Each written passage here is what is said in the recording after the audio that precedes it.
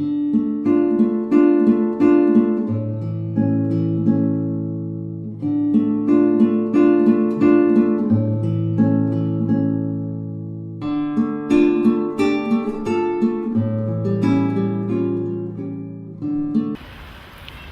you so much, dear viewers. This is Mother and Child TV. My name is Patrick. I'm welcoming you to a brand new show, Family Times.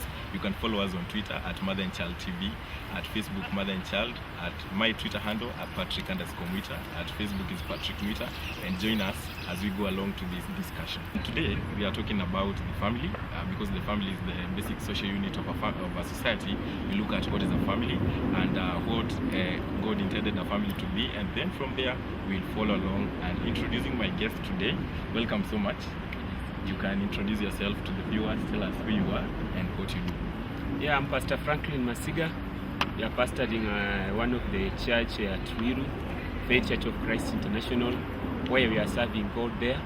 And I thank God because of this moment, and I thank my host, Mr. Patrick, for having welcomed us within our Mother and Child TV, so that we may enlighten our viewers about how the family setup is, in perspective of God's way and then the God's way.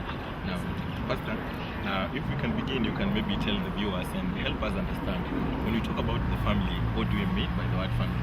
What is a family? Yeah, when we talk about the family, we find that biblically, as a pastor, I understand that the beginning of the family is in the Garden of Eden. After God creating the whole universe, we find that the first man whom God created is Adam. And when God created Adam, we find that in Genesis chapter 2, as from verse 18, we find that man was alone. But even before God, this was not right. That's why the Bible and the scripture records that God said it's not right for a man to live alone. That is when he created a helper for him. And the helper, Eve, became a part of Adam. That's why you find that when you talk about Matthew chapter 19, we find that the Bible records also that a man shall leave his father and his parent, so that he may join together, so that they are no longer two, but we are made one flesh. So when you talk about a family, we are talking about two people. And when I talk about two people, let me be just categorically say a man and a woman. A man and a woman. Why am I saying a man and a woman? Nowadays we find that many things are rising up according maybe to how technology and how things are moving. So we are talking about a man deciding to love a woman, and for the intention of coming together to fulfill the original plan of God of joining them together. That is what a brief description about the family. So a person who is watching us might wonder, does a family with the man and the woman only without children, is it complete or is it not complete? Yeah, when we talk about the family, we are talking about the mind of love that is in a man and the mind of love that is in a woman coming together to join. We find that the family begins with the father and mother. Then after the father and mother, that's when we find that children as a result of the joining together of the father or the man and the woman, who have the same intention to move together to form a family. Though we have had some challenges of many people might enter the so-called family institution without understanding the real meaning of the family. That's why briefly, maybe I can explain. When we talk about a family, we are talking about God intended 2 to 3 things in a family. One of the things is family is for companionship. Yeah, when people come together, they make a companion. They come together too. They work together. They agree to do their things together. The second thing is also about procreation. We continue to give birth to sons and daughters. Yeah, that is also another reason. And there are many more reasons about the joining together of a man and a woman. Thank you so much for explaining that. So we are now in this institution called the family, where we have the husband and the wife coming together to form a family. And we have this family that maybe doesn't have children. So I want us now to dive into the family. So we have the man and the woman, and of the recent times you have seen so many issues coming up with the family setup. We have had conflicts, people fighting, and if people love each other, what then makes them to come up? And you find that when they have a problem, they end up fighting, causing chaos. Just recent at Juja, we had a case where the husband killed the wife and burnt the whole house. So if people love each other, then they form a family, as you have told us. Then what happens then that these two people now end up killing each other and having so many fights in the family? Yeah, it's something I can say that marriage is not a trap, but a privilege to fulfill God's purpose to us.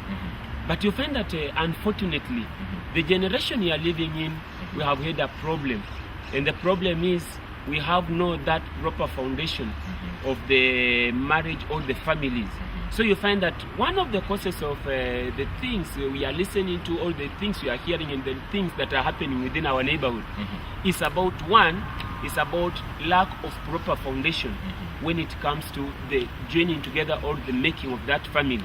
So you find that when we don't have the proper foundation of that family, you find that that is one case that where conflicts may arise. So because we find that a stronger house will always be determined by the foundation that the foundation is built on. That's why as a pastor I will maybe encourage many people never to begin just marriages within any other foundation. There are many other foundations because you come from a rich family, because physically I see your body is okay for somebody. Yeah, maybe I understand that I carry your pregnancy. So those are some of the wrong foundations that have made marriages and families have conflicts, because that marriage was not laid, or that family was not laid on the right foundation. That is one. Second thing, you find that when you talk about conflict, you find that conflict also may arise when you talk about two people not understanding their responsibilities within the family. And that is why we love the Holy Book, the Bible, because when you read in Ephesians, you find that Ephesians chapter 5, you find an explanation about the role of a man and also the role of a woman.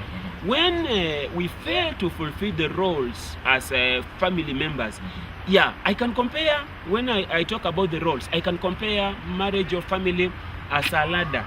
You find that we have one wood on this side and another wood on this side, and you find within the two woods, you find we have one rung which runs from this end to this end.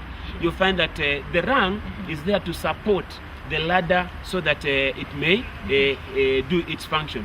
So you find that whenever we fail to do our responsibilities, we create a room for the conflict within that family. So that's why it's also good to understand that we need to fulfill, as family members, we need to fulfill, a child needs to fulfill his role, the father needs to fulfill his role, and even the mother needs to fulfill his role, so that we may not have this conflict. Another thing that can cause conflicts, and this currently causing a lot of conflict, is what I call third party. When I talk about third party, I am talking about the original plan. We are talking about a man will join to a woman. And you find that in the current scenario we are seeing conflict is as a result of third party. Maybe the third party can be in form of the neighbors. The third party also can be in form of children. You find that why am I talking about the child party, a child to become the third party? You find that originally God created man to love his wife, but you find that maybe the woman tends to move that love and that concern that was to be given to the husband too much to the children, so that you find that now the father doesn't have something to enjoy, or doesn't have that love he requires to enjoy from the mother. That is what I call that third party. When I talk about third party, we are talking about some things like mpango wa kando. Yeah, very common nowadays. Yes, women and some men who are not maybe redeemed, but the saved men always will maintain the salvation in their lives. So you find that men are always thinking of mpango wa kando, thinking that the other woman, they are the best women they can have, maybe for sex or other reasons. So you find that that one is also one of the cause. I'm calling it a third party, because when we allow the third party to enter the family, mpango wa kando, you find that everything will be in a mess. Another thing, when you talk about third party, we are talking about relatives, about our brothers, about our sisters. Yes, there are people we are supposed to love, but you find that sometimes they tend to be the source and the cause of much conflict because of their presence. And apart from their presence, maybe the words and the conversation they have, maybe according to the family or our family, can be the cause of conflict. Yeah, you find that, let me summarize with this. I know there are many causes of conflict. You find that communication. We have found out that somebody can be talking, but maybe he's not communicating. Yeah. And it's so very risky in family life that you find that somebody is talking and he's not communicating. And you can find also somebody is not talking, but he's communicating. Yeah, generally, as a married man, I can tell that our wives always communicate. They use maybe they cannot use words. They sometimes communicate not using words. Yeah, you find that that communication. If we may not be, as men, we may not be so much sensitive, we may not understand what they are meaning. So if there is no proper communication within that family, automatically that one is a cause of conflict. So now you have taken us through the causes of this conflict that we are seeing in the family. You have talked about third party, and another issue that is really coming up is about technology. Like you look at the mobile phones, and every now and then when two people are in the family, you find there's a text message that is coming in. The husband will always want to know who has texted my wife later, who is this calling my husband. So now we want to help these people, the people who are married, the husband and the wife, how to deal with this third party. And this issue of the technology, the mobile phones, the social media is something very burning that is causing conflict in marriages. So how do you deal with this third party and in response to social media and technology? Yeah, I understand that technology or technological development is one of the programs that God always have planned, and that's why He has given us wisdom.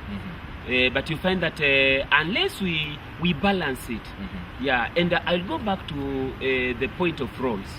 If always a man and a woman and even children within a family will come to a point of understanding their roles, you find that we have received many cases where the wife is chatting until 12 a.m. late at night, and you find that a question is that wife of somebody doing what is right? So you find that that is not what's right. That is somehow like absconding their responsibility. So whenever we shall just come to a point of understanding our responsibility, the social media and even the development in technology might not exactly bring conflict in our life. And understand, also there's a point I want to make, that can you understand your mate?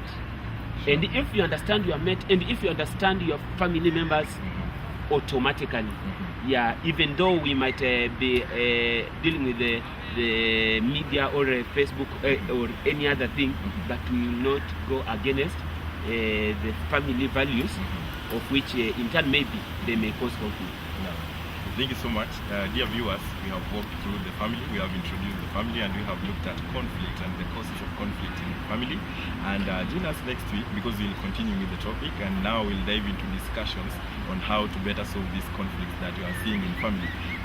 Is fighting the best way to solve the conflict, or are there other ways that we can use to solve this conflict? Remember, when a family is fighting, the children are also suffering, and we don't want a family to continue fighting if we can help. My name is Patrick. Join us next week, same time, same place.